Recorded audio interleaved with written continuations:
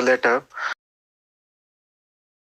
our people can no longer exist under Manipur, as the hatred against our tribal community reached such a height that MLAs, ministers, pastors, police and civil officers, laymen, women, and even children were not spared, not to mention the destruction of places of worship, homes, and properties.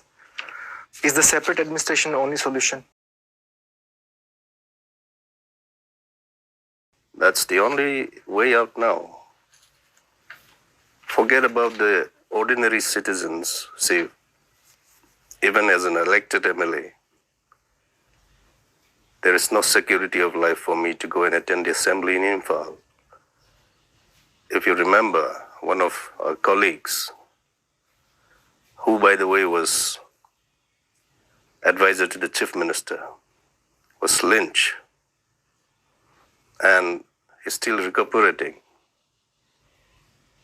He barely survived.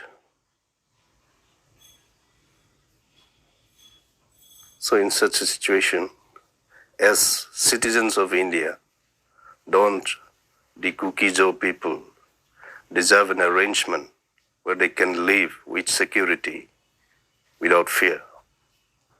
Tortured and left to die. Left hand side cannot move? Yeah, he can move slowly, but he cannot stretch like right side. No? The story of Vungzagin Valte. He's doing like this. So he has to do physiotherapy? Yeah. Every day, physiotherapy. You will get better soon, sir. You will get better. Memory lost and paralyzed. Of course you will get better. You want to go and meet your constituents? Yeah. You want to go and meet your people? Yeah, I want to meet my people. You will meet your people, sir. Wounds that will never heal. You'll be fine, sir. You'll be fine. Sir, you will be fine.